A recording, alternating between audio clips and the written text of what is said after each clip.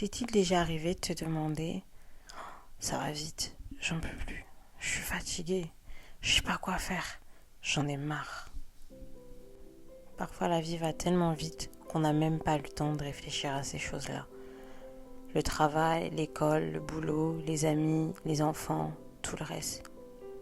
Tout avance tellement vite que parfois on se dit mais... Et surtout on arrive à un point et on se dit mais comment je suis arrivée là? Si tu tombes sur cette vidéo, c'est pas un hasard. C'est juste une invitation. Une invitation à tout simplement te reposer.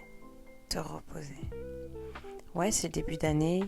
D'habitude, les gens ont le temps de planifier leurs goals, leurs targets, ce qu'ils espèrent accomplir en cette année, ce qu'ils veulent absolument faire, les projets sur 1 an, 2 ans, 6 mois, 5 ans. Mais pas cette vidéo.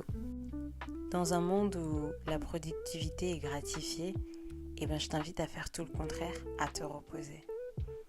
Pourquoi je te parle de repos? Parce que tout simplement, même Dieu veut que tu te reposes.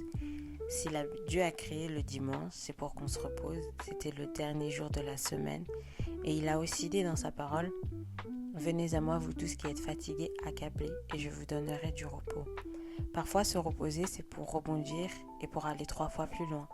Parfois, se reposer veut aussi dire pas de téléphone, pas d'internet, pas de productivité. Parfois, se reposer veut même aussi dire juste rien faire et s'écouter. S'écouter. Écoute la voix à l'intérieur de toi. Pourquoi je te dis d'écouter cette voix? Parce que c'est cette voix qui veut ton bonheur. C'est cette voix qui veut te voir réussir. C'est cette voix qui veut t'amener à une chose qui s'appelle la paix. Produire, tout le temps produire, parfois ça amène le contraire de ce qu'on veut en fait, tout simplement. Et si je te dis cette vidéo, c'est pas pour que tu t'arrêtes et que tu deviennes lazy, non, c'est juste pour que tu t'arrêtes, que tu fasses une pause et que tu réfléchisses et que tu te dises: est-ce que réellement ces goals sont les miens ou ce sont les goals que la société désire que j'implante dans ma vie? Faire 5 vidéos YouTube par semaine, faire du contenu, mais aussi avoir mon 9 to 5 ou aussi avoir l'école et puis travailler pour entrer à l'université que je veux. Et puis faire ci, et puis faire ça. Mais il faut aussi que je planifie les vacances, il faut aussi que je planifie ci. Non, s'organiser, c'est bien. Il faut s'organiser. Mais il faut prendre le temps, en fait, de vivre. Pourquoi je te dis tout ça? Parce que la société de production, en fait, c'est tout simplement un reflet du monde capitaliste dans lequel on vit. Mais la nature par laquelle on a été créé, en fait, on a été créé pour travailler, être productif et se reposer. La vie, c'est pas ton travail. La vie, c'est pas tes bonnes notes. La vie, c'est pas ce que tu fais. Respire, relaxe, prends le temps de réfléchir. Au lieu de planifier ce que je dois faire le matin, ce que je dois faire à midi, ce que je dois faire le soir après le travail, et après je dois aussi faire ci, et après je dois aussi faire ça. Pose-toi tout simplement une question. Est-ce que dans 20 ans, dans 30 ans, ces choses auront compté? Si ces choses dans 20 ans ou 30 ans, ils auront compté, ça veut dire que tu fais les bonnes choses.